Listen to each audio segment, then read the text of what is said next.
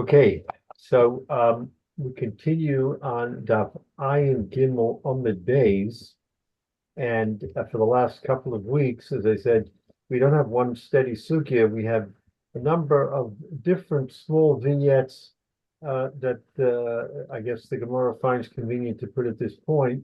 Some of them don't even directly deal with ribbis, but we were talking about the hanhaga of the Rabbanim. In other words, what do the rabbis, what's their hanhaga on issues having to do with primarily, making a payment in advance so that it may or may not look like ribbis.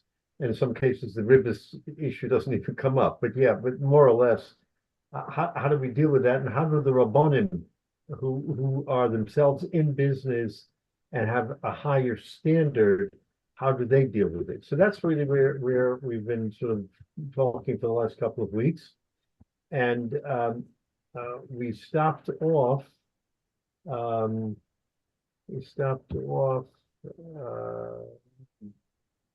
Let's see exactly where we are. About maybe, I don't know, 15, 20 lines from the top. Last couple of words, Ravina. Ravina have a Yoav Zuzeh. We started that, but I just want to go back over that because that begins the trend here for the next discussion. Are we all there? Ravina have a Yoav Yes, Zuzeh. on mine it has looks like a tiny little gimel next to it. I Sliding don't to know. the gimel, yes, there's a tiny little gimel towards the end of the line. That's a good marker. Okay, so again, we're talking about the inyan of as you'll see from this story, where Ravina gave advanced money to purchase wine. So Ravina have a yod zuzah l'bnei akra shenvasa. Ravina gave money to the people of Accra. Shenvasa was a river.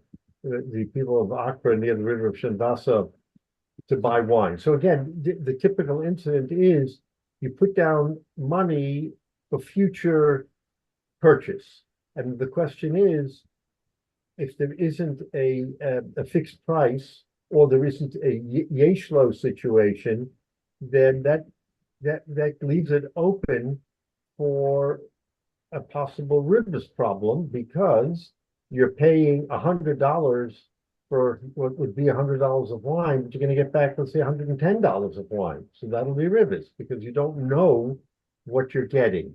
That's what clouds all of these discussions is the fact that you're making a down payment without any of the sort of the quantifiers that keep it out of the ribbis sphere. So that's what Ravina did. And Is that theoretical? Excuse me, Rabbi. Yeah. When the seller knows exactly how much the person laid out in money, why would he allow? He doesn't know how much wine he will get for that money. That's the problem. But the seller knows how much wine he's giving him. So, Well, I thought the concern is that it's going to be based on market value at the time, or it might be. At the time, right. So if he's paying $100 and $100 today is 5 gallons, $100 in 2 months or 5 months may not be the same amount of wine. So it'll be problematic. So again, you can put the qualifiers on it, but in general, that kind of purchase is problematic because of the fact that he doesn't know exactly what he's getting.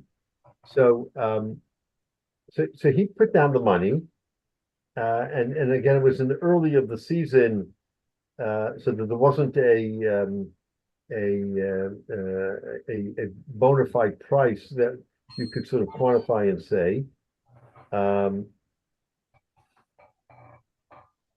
So what happened? And they gave him extra wine more than he paid for. Okay, so in this particular situation, he knew how much wine he was going to get. They had 5 gallons, and at the end they gave him 6 gallons. So that looks like ribbis. So therefore, also the Kamar Ravashi. Now this is Ravina. So this is the story of a Choshev Rav who is God or whatever, who is transacting, and how does he conduct himself? So also the comment of Rav Ashi. So they came before Rav Ashi to ask a shaila, Amalei Mishari. Is it permitted for him to take the extra wine that they poured for him? And that looks like it's the benefit of paying now for later. Remember, when you pay now, then the wine merchant has use of the money. So that's what makes it a halva. That's what makes it a loan, because he's lending him the money, right? It's a down payment, but he's lending him the money for use. Let's say the harvest goes bad, there's no grapes. He has to give him back the money. So technically it's a loan until he gets the produce. So they asked Rav Ashi what to do here. Amalei in. Yes, it's okay for Ravina to do that. Why?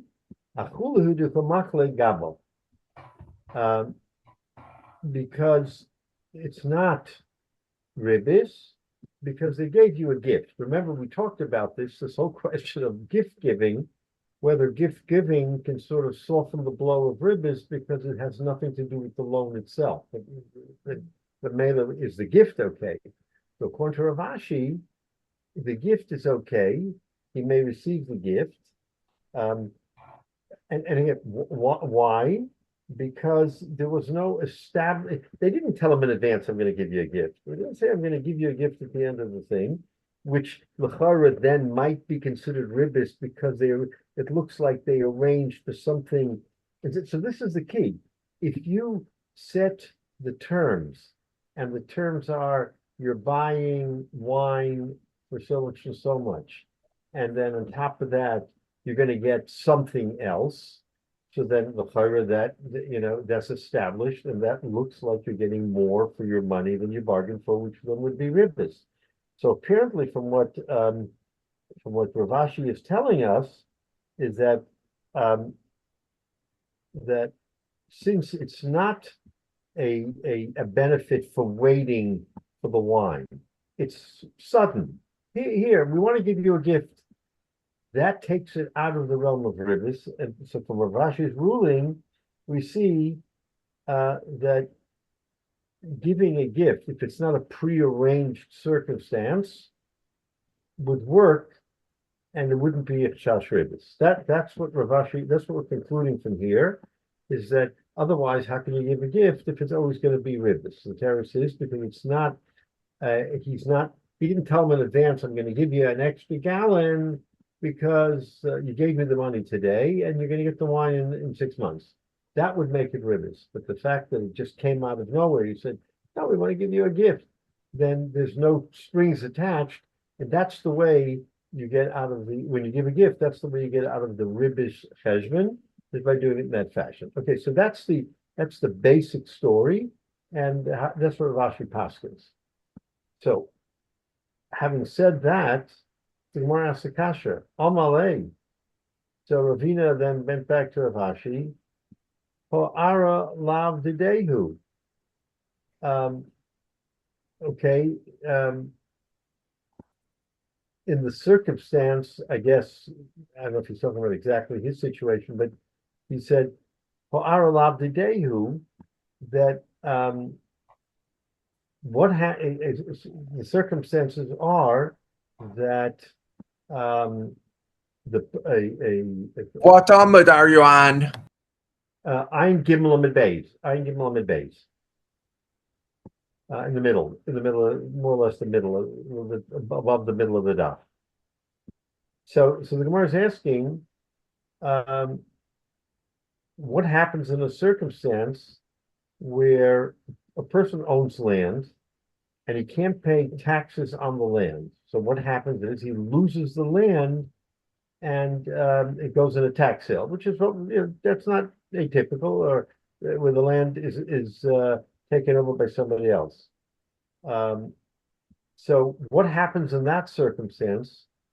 He's asking Rav Ashi, is that still okay? Can you transact with someone who lost his land because of we couldn't pay the mas, they couldn't pay the tax, and as a result of that, the person, so then now the person is getting the benefit of the land kind of on the back of someone else's downfall. That's a general question he's asking, but using the same set of facts where he wants to buy wine, and then the person says, I'll in 6 months, and then he loses the land in the interim, so he doesn't even have the land to give him. So what happens in that kind of situation? On Malay, so Rav Ashi said, Ara Litaskim Shabada. That in the circumstance where again, when the land is lost because you haven't paid the mas, Malka Taska Lethal Ara. And in those days, the land, no one owned land. The land was always owned by the Malchus. It was always owned by the government, the king. So everybody who used the land did it at the pleasure of the Malchus. So, and the Malchus, the king decreed and said, you know what? Here, you have this land, you farm it, it's yours, you can do what you want, but you have to pay the tax, the real estate tax. If you don't pay the real estate tax, then the land will go to somebody else. Again, it's not owned by the individual. That was the circumstance at the time, unlike now where we have sort of a capitalistic approach. That was was a socialist approach. So the king owned everything. So technically, it was the king's. So that if the king says you own it, fine, you own it. If the king says somebody else owns it, Reuven owns it, then Reuven owns it. So basically, he's saying, he answered him. He said it's not a problem because again, you're a person and you're transacting, and now you're transacting and someone loses the land, then all of a sudden somebody else is sitting in your place. What do you do in that circumstance? So he said, not a problem, because you're still dealing with one owner, the Malchus. So as long as the Malchus is the balabos, then whoever is sort of farming the land for the Malchus, even though they own it as long as they pay the tax, it's okay. Therefore, you haven't done anything wrong by not dealing with the question was the original person who made the transaction is no longer in place. So what do we do? How do we look at it? Just generally speaking, again, he's even focusing on the Ribbis question, just asking, you're an Adam Choshev, how does an Adam Choshev deal with that? So he wants to dissuade any concern about that a person who is a Rav or Adam Choshev is doing anything wrong by saying you're still dealing ultimately with the Malchus. Okay, it's an aside, but again, he wants to clarify that again, we're dealing with Rabbanim here. So he says that he didn't do anything wrong. Okay, so fine. Now you see how the Gemara slides into from story to story, because now we're going to talk. We're going to slide away a little bit from what we were talking about. We're going to talk about what happens when someone can't afford to pay the tax. So now we're heading in a little bit of a different direction. These sugyas of the next Gemara, next blot or two, are dealing with, that's why I call them vignettes. They're stories or incidents having to do with one matter or another, and the Gemara wants to flush out what's the proper thing to do. So where are you going to put that story? So they put them here because they're somewhat related to Ribbis, because they're related to putting down money for a future purchase, which could look like Ribbis. So that's how these stories go. So the next story is Amalei Rav Papa LaRava. Rav Papa said to Rava, Hazemar Hanirabanan Diyav Zuze Abarga de Inshe. So different circumstance. Take a look, he says, Chazemar, take a look, that there are Rabbanim who pay, in those days they had a head tax, where you have to pay a head tax to the Malchus, and there were poor people. so they couldn't pay the head tax, and as a result of not paying the head tax, they would they would be penalized. There would be repercussions for that. So what did the Rabbanim do? The Rabbanim took up to say, whether it was through a gemach or whatever, they paid the head tax for every Jew so that no one should be in jeopardy to the Malchus. But the kicker was that not just that they paid the head tax, but then as a result of paying the head tax, the Rabbanim took the person who they were paying for and they made them sort of an eved. They made them subservient, that they had to do work for them. So it wasn't a freebie. They gave them the money, but they used them to do work. Again, nothing to do with ribbis directly, but it's the hanhaga. It's the conduct of what they used to do. So is that appropriate? So the Papa said to Rabbi, that's what they did, but was that the right thing to do? To take advantage of someone who was poor and to make him an eved. So Amalei, so Rava, the Gadol Hadar said to Rav Papa, Hashta Ike Shechiva lo Amlu Laha Milsa. It kind of it's a wonderful expression. He said, "I'm going to tell you something, but if I would have died, I wouldn't have been able to tell you this." It's amazing how the Gemara sort of presents that. He said, "I'm going to tell you a gavaldi gazach, but only because I'm alive." He said, "If I would have died, I wouldn't have been able to tell you this." That's totally an aside. What did he tell him? Hocha Amar Rav Sheshes. This is what Rav Sheshes said regarding this question of what the Rabbanan did. Mohar kayu dahana betafsa the malka monach.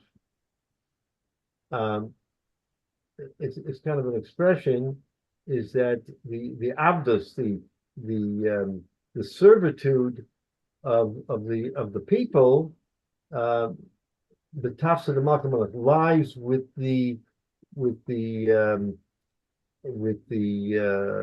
treasury of the Malchus. What does that mean? What does that mean? Malka Omar, the Malchus, the king, says, Mandala Yorv, Karga Lishtabed Lamanda Yorv Karga. So he wants to emphasize why the Rabbanim did what they did, to take an ani, a poor person or a person who is just not able to pay the head tax, and he made them into a servant, to an eved. How could they do that? So he says it's the Malchus who decreed that Mandala Yorv Karga Lishtabed Lamanda Yorv Karga, that the person who can't pay the head tax is the meshubed to the person who paid the head tax for him. So it's kind of like a way of saying, you know what? It isn't you don't get it's not a free for all. Now, if he hadn't done the servitude, let's say the Rabbanim didn't want to do it, would there be repercussions? It's not clear that there'd be repercussions, but he's saying that the Malchus is the one who issued the edict that that's what should happen. So if the Malchus gave an edict, then all he's doing is he is going through on the edict of the Malchus. So this is a little bit of an interesting thing. Is if the Malchus tells you got to do something, now it's not illegal. There's nothing also in halacha or in anything else. But does he have to take him as an eved? It's not. I don't know. It's not clear. He's saying that that's what the Malchus says. So maybe the Malchus requires you to do that. It's a little bit of a murky situation. But anyway, the point of it is to show us that when an Adam Choshev, because this is one of the 5 cases, he says when an Adam Choshev does something, how do you look at it? So this is the way you look at it, is that if he's bound by the Malchus, just like in the previous case we said, where the Malchus is the one who dictates who owns the land, same thing, the Malchus is the one who tells you what you can do and what you can't do, and you basically have to follow the rules. So if you follow the rules, then you're entitled to take the person who can't afford it. and maybe he has to pay it off over, a period of 6 months or whatever it is until the amount of the tax is paid.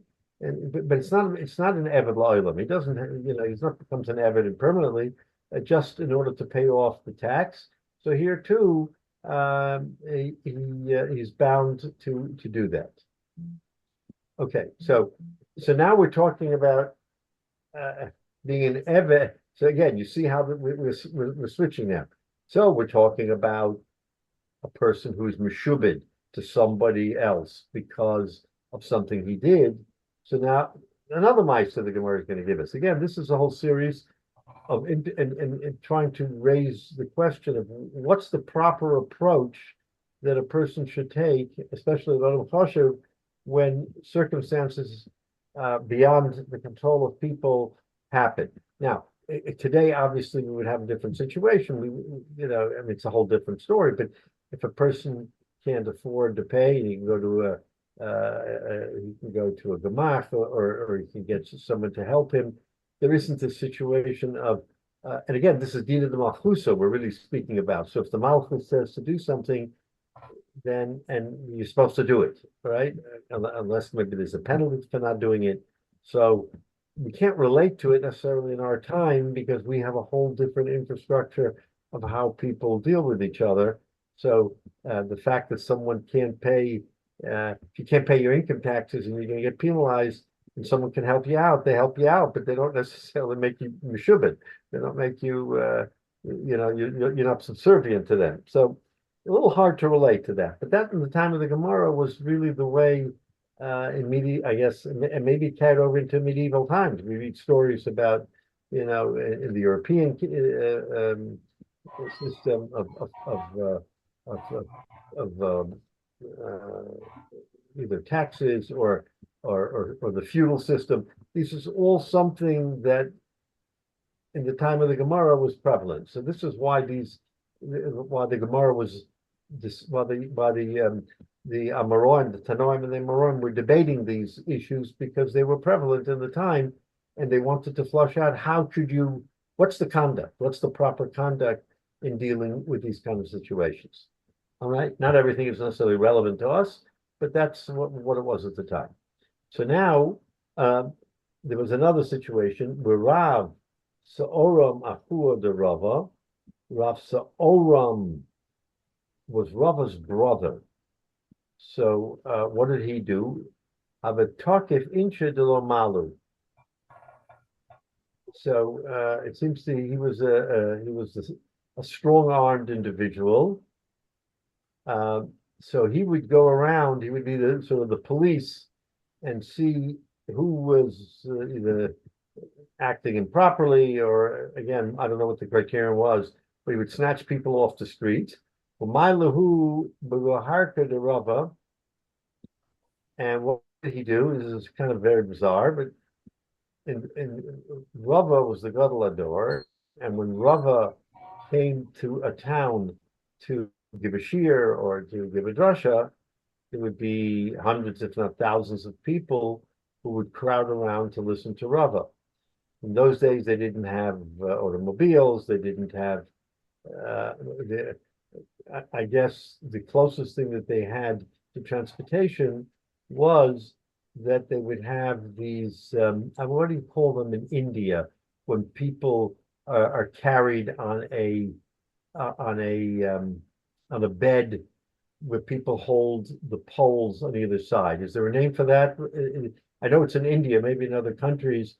So they would it's not a rucksack, but they would carry people around by holding poles on either side, and he would sit or lie on a bed, and that's how they moved him from place to place. So that's what they did to Rava, because how else would Rava get around if there's thousands of people crowding around? There had to be some way to do that. So they would carry him around, and who would carry that bed? The people who Rava's brother recruited because he pulled them off the street. It's called a palanquin, Palanquin. Palanquin. Okay. So that's the image. That's what we're talking about. Something like that. Is that what they call today in India? So your conveyance formerly used especially in Eastern Asia, usually for one person, consisted of an enclosed litter borne on the shoulders of 4 or 6 people by means of poles. Right. Okay. So So the people holding the poles were the ones that Rava's brother recruited. He took them off the street. So again, the question is, how does it pass? Here you have Rava, and he's being carried around by people who may or may not have done anything, but they're being meshubah to him. So again, the Gemara is trying to sort of give us the picture. Is that appropriate for an Adam Gadol to allow himself to do that? That's again what the Gemara, where the Gemara is coming from. So Omalei Rava.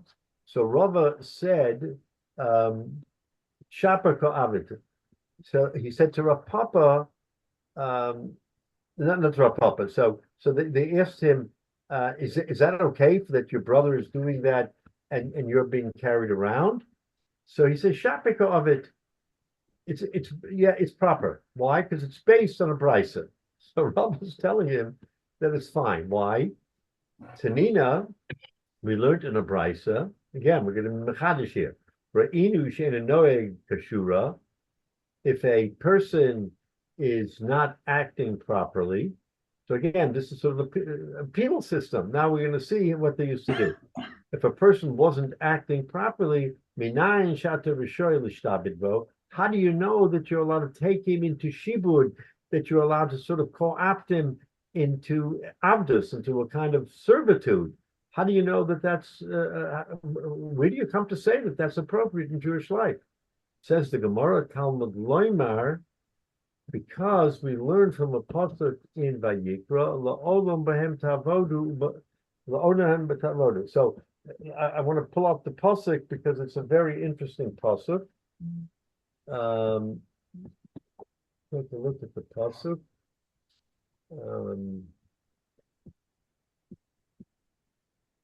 Okay, so the pasuk tells us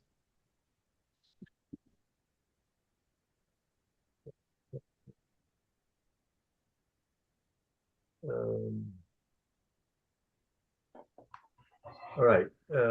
Okay, in Bahar, it's giving us all kinds of different admonitions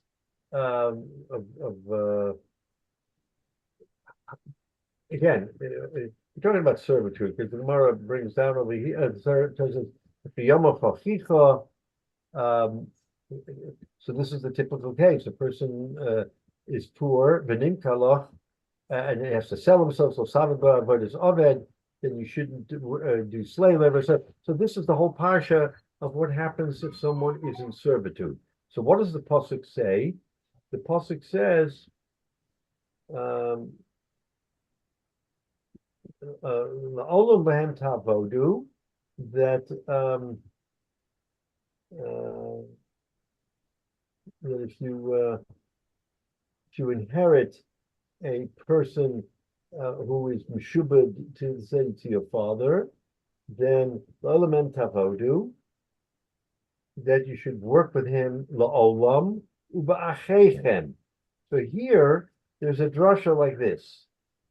The word uba'achechem is the last word in the section of lo lebehem tavodu uba'achechem, and with your brother, comma, or comma after tavodu uba'achechem b'nei Yisrael ish ba'achiv lo tirda b'avufara. So that a person with a fellow Jew should not work him in hard labor.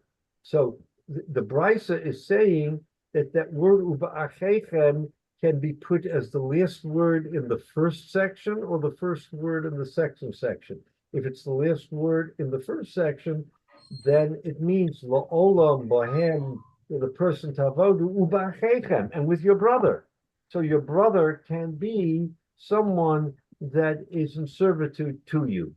So Rava is saying the brisa is said because we learn it from the brisa, because the brisa says that we learn it from a pasuk lodamem tavodu ba'achechem. So therefore we see that yochel afilu noeg kishura. So this is what the brisa is saying. You would think that a person can co-opt somebody else regardless of how his behavior. In other words, even if he's fine, if he's an upstanding person, Talmud Loimar, the Torah says "Uba'achechem b'nei Yisrael ish ba'achiv," that with your brother, i.e., an Adam kosher, you should not serve with it. He should not engage with him hard labor. But someone who's not your brother, meaning that he's not Kishura. See how the Gemara, it's amazing how this Bryce is interpreting it. They're saying, since it says, Lo mem tavodu ba'achechem, so you would think that even ba'achechem, what's achechem? Achechem is another Yid. So there's nothing wrong. He's a fine, upstanding person. You would think that mem tavodu refers even to an upstanding person. Says the Talmud Loimar, no, a ba'achechem, an upstanding person, you don't take him into hard labor. But what do we derive? A person who's not a chechem, meaning someone who's not an Adam kosher. A chechem is a moniker for an Adam kosher. A person who is, he's a Torah mitzvahs, he's Shema Torah mitzvahs, he does everything. But if he doesn't, then he's kind of out of line. Then Rava's brother, now how Rava's brother found these people is the Gemara doesn't tell us.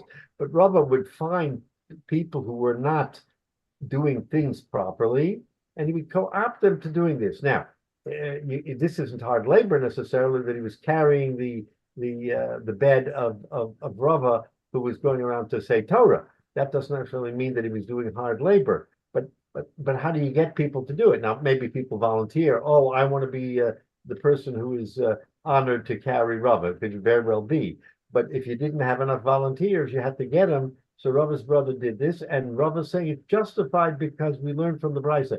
But we learned from this lashon of the Torah that the word achechem is kind of, where does it fit? So we want to make the achechem be the exclusion, that an Adam kosher who is an achechem does not get co-opted, but someone who's not achechem does get co-opted. So there he says that's why it's a brisa. Again, so Rava was disabled, and that's why they were carrying him? No, because Rava couldn't make us through thousands of people who wanted to listen to him. In other words, just imagine. So they carried him to make way. That's right. To make way, so he could get to the so he can get to the Amud, to the Stender, to give him the darshan, right? So lahavdil today, you see, I don't know, rock stars, others who are totally surrounded by people. They need to have people who beat people up in order for them to get to the stage. So in the time of the Gemara, you had a similar situation at times when Rava, who was can you imagine lahavdil? Okay, we have the president of the United States. He doesn't have Secret Service. He's giving a speech. Everybody's coming from everywhere to hear his speech, and he has to make his way through the crowd. There's no helicopters. There's no nothing. How's he going to do it? In those days, it was very fundamental. They carried him, and they sort of made way for him to get through. And I think even today, in countries that don't have the same standards that we do, I mean, they're not necessarily as forward. When a person makes his way, you see pictures, maybe it's from Europe, Asia, Africa, I don't know from where, that the masses sort of descend on somebody. They want to touch him. He's an Adam Chashiv. You want to get like tzitzis. You want to touch him and give a kiss, whatever. And yet, and at the time of the Gemara, it's a whole different situation from our thinking. Is that there was no mobility, there was no motorcycle, there was no bicycle. So this is what they did.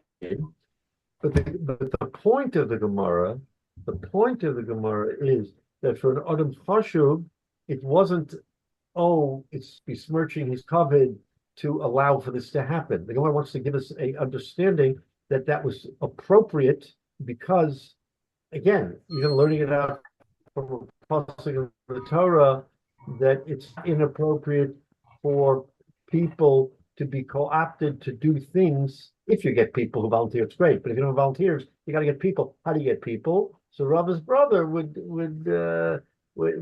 find people who weren't so, let's say, and he said, you're gonna be the shamus. Okay, I'll be the shamus, so I'll carry Rava. But anyway, it's a. I guess they didn't have any horses.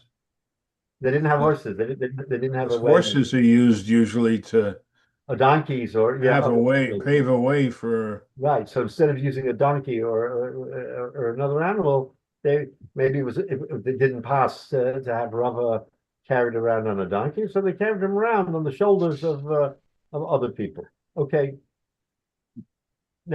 So now we're finished with that sort of sugya, and now we're going to get back to more or less our discussion, what we've been talking about in terms of paying for produce and paying for and more or less get back to the Ribis question. It's There was very no interesting that in it's Rava's being carried by interesting that in what's that? in the other religion, the Pope, they built a special car Right. so that he could be safe and could be moved among the crowds, because the crowds come right up to the Pope mobile. Right, And but look, in the time of the Maluka, what did they do? I mean, how did again, there, you're right, Jay, there we see that the Melech was carried by horses. They had, they had other things going on, but for some reason here in the time of the Gemara, they didn't make that suggestion. Yeah, let's have a caravan of horses and put them in a carriage and carry them that way. It's a good point. Why did they do that? It's not clear, but he's saying that's what they used to do from town to town, and therefore, it was not inappropriate for rubber to be carried around by people who may have been co-opted to do the work, maybe even against their will. Okay, so that's the Gemara. Now, so now we're back to the discussion of buying produce, and here the Gemara is we're not talking about paying money for an advanced purchase necessarily. So let's see what the Gemara is talking about.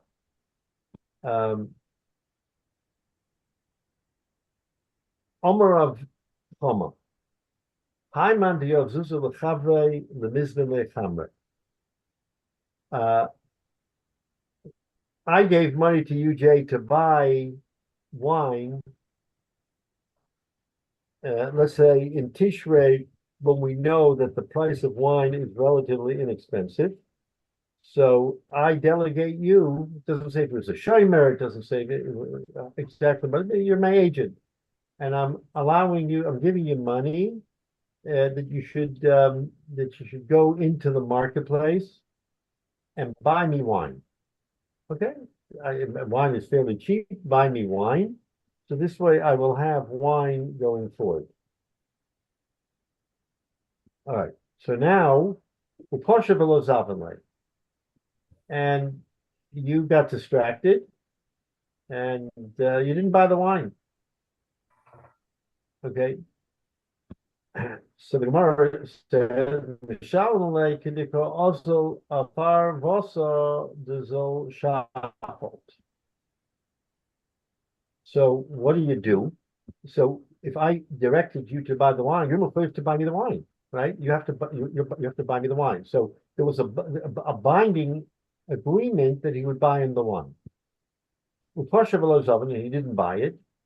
So the Gemara says that what's the halacha? That he has to pay for wine based on the price in Zolshafa. Zolshafa was I guess the main marketplace for wine. So if you're going to buy wine where he sent him to buy wine and it was extremely cheap and he didn't buy it, then he's at the mercy of the price of wine. Now, it may be cheap, may not be cheap, but now Zolshafat was the market by which he had to buy wine. So if it cost more in Zolshafat than he was originally going to pay for wine in this other place, then the agent is mechuyev to come up with the extra money, and he has to buy him, let's say if he was going to buy 5 gallons, he's got to buy him 5 gallons and no matter the price. So here the question becomes, is he, again, now we're thinking about Ribbis again. So is this a Ribbis issue? I mean, do we have a Ribis issue where he gave him the money and he didn't buy it? So the money, again, if we look at the money as an advance or a loan, an advance, he says, here's money. I'm giving you this money. You have a week to buy it. So he goes, maybe he gets distracted. He goes to, he says, I'm going to gamble on put the money down and make a few extra dollars. Whatever the case is, he didn't buy the wine. So now the Gemara says now he's bound to buy the wine of the price in Zol Shafat. So if the price of the wine goes up, he has to make do for the difference. So that's the circumstance of the case. So that's the scenario. So is that appropriate? So there was no discussion. There was no discussion in case the price changed ahead of time. No, but he mandated him to buy it in that week. Yeah, but there's also this, they didn't discuss what would happen in case things changed. He just gave him an order, you got to buy the He wine. said, you got to buy me 5 gallons of wine, Right. and that's now the price in the marketplace. Buy me, here's $100, buy me five or $10, Right. buy me 5 gallons of wine. That's all he But- said, and that was the shlichus. That's what he Yeah. said, I want you to do. But the conversation ended at that. He didn't It ended say, at that. It ended he at didn't that. say in case the price went up, No, here's what you should do. No. There was no further discussion. It was hard and fast. Buy me Yeah. 5 gallons of wine for $10 because that was the price. He knew that was the price of the market. So I'm giving you $10, buy me 5 gallons of wine. And he's Meshubah to do that. So they were saying, what happens if he didn't do it and there was a price change? So this is a little twist on what we've been talking about before, because here he didn't fulfill what he was supposed to do. Now there's a price change. Is that just a knas? Or is that a ribis situation? Because now he's going to have to pay more for the wine so that he will, again, from my standpoint, when I ordered you the wine, I'm still getting 5 gallons of wine. But what's the relationship to you who now have to spend, I gave you $10, you have to spend another couple bucks out of your pocket in order to reimburse and get me the 5 gallons of wine. So again, it's a question sort of, how do we embrace that? Is that a problem? Is there a ribis issue? Is there not a ribis issue? What does that entail? What happens if he goes to the market and says, I can't buy it, and he goes back to the person who asked him, he said, I couldn't do it. Yeah, but you were negligent in not buying it during the week during the time that it was available. I told you to buy it, and you agreed to buy it. And for some reason you didn't buy it. You were distracted, whatever. So, and who is the achrayus now? This is the question of the Gemara. Is the achrayus on you because you were tasked with doing it and you didn't do it, so therefore you're mechuyev? Or farfallen, I lose out because you didn't do it for me, so now I got to take what you give me. You're going to give me 4 But gallons. let's say he sees the price went up. He doesn't want to take money out of his pocket, and he goes back to the person who asked him to do this. Here's your money back. I couldn't do it. No, but he agreed. The circumstance is that when he got the money, he agreed, I have a week. This is the price right now. I'm agreeing to do this. In other words, he obligated himself to buy the wine at the price that I gave him for the money. And he just dropped the ball. It's not as if he said, "Oh, they changed the price on me." But he's doing a favor. First of all, the whole thing's a favor. He's not being, he's not being hired by the hour to go. So we have to assume he was hired because the Gemara says that basically he made him an agent. It's not clear if it was a shomer or a paid agent. It's not clear. This Gemara does not clarify exactly what the situation is. Okay. So we're going to assume, because of the way the Gemara presents it, that maybe he gave him a couple bucks here, giving you $1, go buy this for me. you're now my agent. If they so this is a question of agency. If the agent drops the ball and the price goes up, what's the halacha? It can, like you say, can he say fafal? Here's your dollar back and forget it, or is he now meshubed to get him the wine at the price that he gave him? So and again, we don't know the ramifications of this as to whether or not what the situation is. So Omar Meimar. So our Meimar says, Omrisa l'shmaita kame de Rav Zvid minadoi, that I presented this shaila to Rav Zvid of Nardoi. Omar, and he said to me, Ki ka Omar Rav Chama. So now he's going to sort of make a qualification, because, like you said, this is a broad statement without specifics. So how do we read into it? And again, this is just teaching us sort of thinking on what the right approach is when you have a shaila that's open-ended like this and you don't have an answer. So Rav Zvid comes up with the following answer. When Rav Chama said to the agent to buy, then he has to reimburse him based on the prices of this Zol Shafat, Hanamili Biyayin Stam. You know, when this brisa, when this Maisa comes to the fore, when he told him to buy wine, he didn't tell him to buy port. He didn't tell him to buy Cabernet Sauvignon. He says, go buy wine. Go buy wine.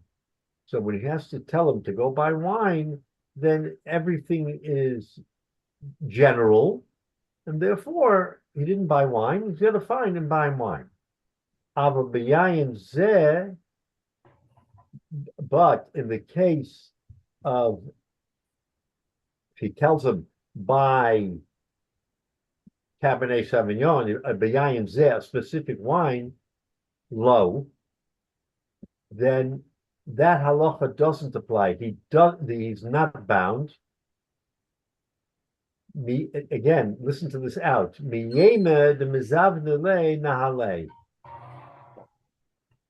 And again, this is kind of an interesting answer, because this is an answer that anybody can use anytime.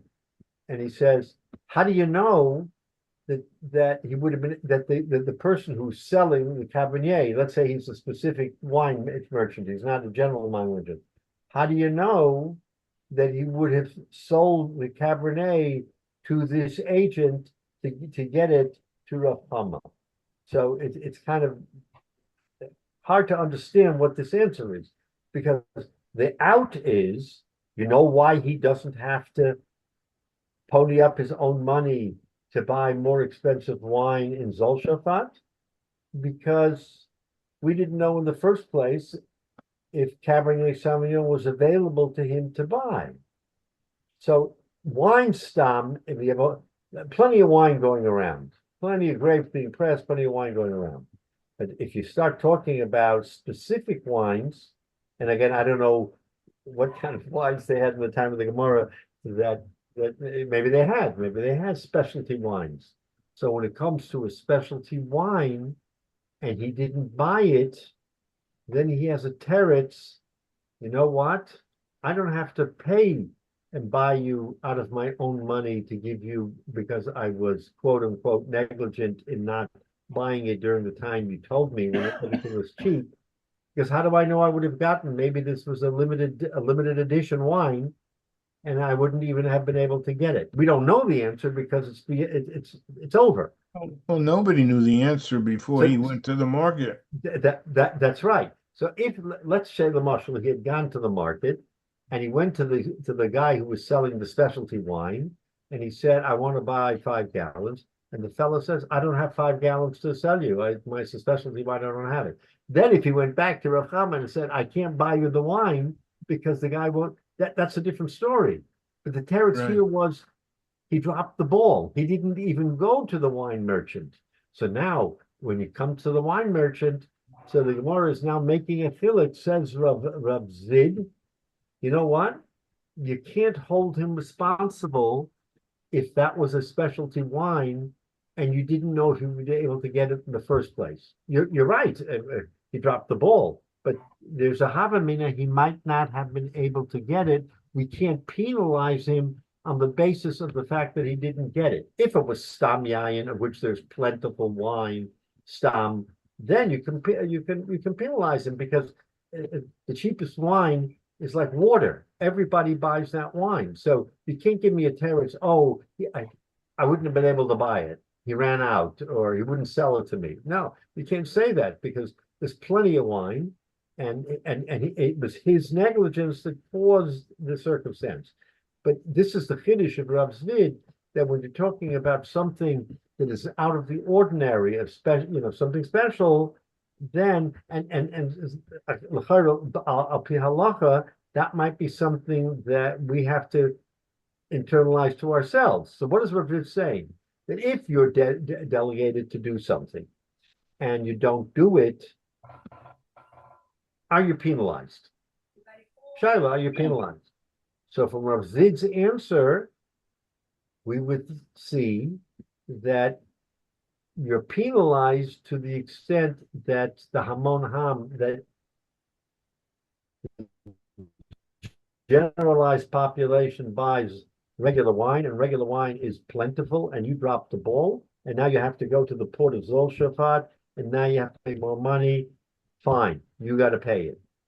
But if you're buying a yayin zeh, meaning a specialized item, and yeah, true, you were negligent. True, you didn't go to the market to that particular vendor selling the Cabernet and say, I want to buy Cabernet. So the chayra, you made a mistake.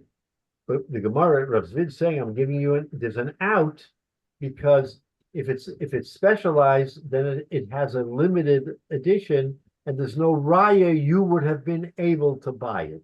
So Right. that's really a musahaskel al pi halacha.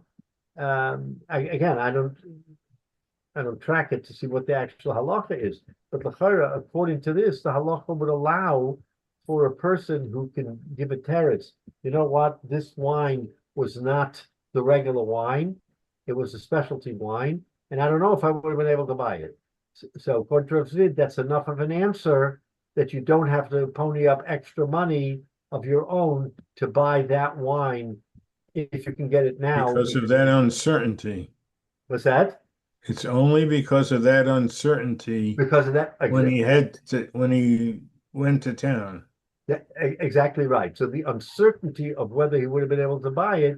So now we see the difference between stam and They miyuchad. freeze them up, Stam yeah. has one halacha, and specialized miyuchad has another halacha. That's what Rav Zvid said. Rav Ashi gives a different answer. Afilu yain stam namilo. That even for yain stam, he is not responsible, not only for the specialized wine, but even yain stam, which was plentiful, he does not have to reimburse. He doesn't have to Any more out of his pocket. Why? So the Gemara introduces now a teretz, which I think we've already touched on this before, but here's the teretz that you know why you're not required. Asmachta he. It's only an asmachta, and the halacha is asmachta lo kanya. Okay, what's an asmachta? So an asmachta is someone. In other words, someone is penalized. It's voluntary. It's not al pi halacha. So he wasn't a paid agent. Right. So a person takes upon himself an achrayus to Right. do something, and if he doesn't do it, then he says, you know what? I dropped the ball. I'm culpable. It's a voluntary form of Shlichus. yeah, but it's also a voluntary form of policing yourself, that I have an achrayus to buy that wine for you, Jay, during that period of time. I dropped the ball. I should pay a penalty. Not that the Rabbanim are putting the penalty on you. It's an asmachta I'm putting on myself. So Rav Ashi is using this principle of a smachta lokanya to say that, you know what? The person who undertook to do that shlichus and he dropped the ball, then it was nothing more than an asmachta. I'm achroy to you, but I'm achroy to you because I'm self-policing myself that I will do the shlichus and be honorable and make good if it's my fault. In other words, if I'm at fault for not fulfilling the shlichus, I'll take an achrayus on myself to do it. Yeah. That's an asmachta. So the Gemara, Rav Ashi is saying this case is nothing more than a asmachta. And he didn't do it. And asmachta lokanya. So if he's a good guy and he wants to pay him, okay, you're a good guy. But to force him to pay him, because Rav Chama said that that you have to pay. What did Rav Chama say? Rav Chama said that you have to pay the extra cost that's needed to get the wine. Right. So Rav Chama edict was you got to pay the extra to get him the wine. Zok Rav Ashi at Teres, what is that? Doesn't work. So Rav Zvid wanted to make a difference between stam yayin and yayin miyuchad specialty wine, and we're talking about stam yayin. So stam yayin you don't have to do it. If we're specialty wine, stam yayin you're responsible. Specialty wine you're not. Rav Ashi says no. Even stam yayin you're not responsible because at most you did an asmachta. You self-policed, and self-policing is not an established halacha, lo kanya. So now we're going to think about asmachta. I mean, the whole inyan of asmachta is in other gemaras as well, but this whole inyan of asmachta lo kanya, is a sugya unto itself. So then he's introducing here the principle of asmachta lo kanya. Correct the Gemara. Now, Rav Ashi, according to Rav Ashi, who says asmachta lo kanya, Maishno Mahatanan, I'm going to show you a brisa opposite to what you just said. Maishno Mahatanan, we learned a different brisa. Im oivir v'loy aved ashalem b'meitava. Different situation. A person leases out his property. We talked about this the other week. A person leases out his property to a sharecropper. What is a sharecropper? I'm going to take an acre of your property and I'm going to, he has a big field and he can't harvest it all himself. So he leases it out to sharecroppers, and the sharecropper will pay him from the produce to farm the land, so that the fellow will be able to farm the land for himself, and the landowner will make money because he leased it out. So let's say a sharecropper makes an agreement with the owner of the land, and he says, let's say I decide not to do the work. Here, I'm leasing the land from you. But let's say I'm not, but I have to pay you for the produce. And let's say I don't do the work and leave the property without doing the work. Then I agree, Ashalom b'meitava, and I'll have to pay you from the best of, I don't know, what other property or whatever he's paying. In other words, the deal is I pay you from this field, but if I don't use the field, I still owe you money because I rented the field, and I have to pay you meitava from the best of what I have, from the best of the property. So savings, it's really, has to pay from the savings. right. So let's say, for argument's sake, that the market was that from the produce of this sharecrop property, he would make $1,000, and he would have, let's say he would have Beinini, regular, and then he would have Meitiv, he would have better. So Beinini he would sell at one price, and the best of his produce he would sell at another price. Higher price. We're saying again theoretically how this would work, that if I don't pay you from the from the, if he's tilling the ground and pulling it out, and he says, I will pay you $100, has to pay him $100. Here he didn't do anything, so how is he going to pay him the $100? So the Gemara says, no. Now it's no longer $100. It's what would have been the best of your crop. So if your crop had a Beinoni price and a Meitiv price, and the Meitiv price was higher than the Beinoni price, you have to pay me the Meitiv price. It's kind of like a penalty. Now, maybe the Meitiv price would still be what was agreed upon, but at least in principle, this sharecropper, this Orev, now is mechuyev to pay from the best of the property. So what do we see here? This fellow agreed to do this work, and we're saying that at best it was an asmachta. Why was it an asmachta? Because he took upon himself the achrayus that he would work the field, just like the fellow who agreed to buy the wine for Rav Chama. They had an agreement. Here he has an agreement. The agreement is, I'll farm the land and I'll pay you X.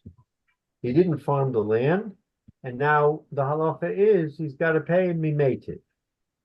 Why should, according to Rav Ashi's answer, that asmachta lokanya, why is this not an asmachta?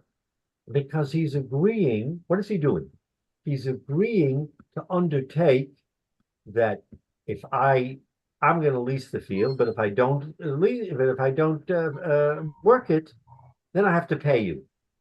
But that's an asmachta. That's my agreement that I have to fulfill if I don't obligate myself to our agreement, right? If I don't obligate myself and I don't fulfill our agreement, then I'm self-policing myself that I have to pay you from the Meitiv Ha'aretz.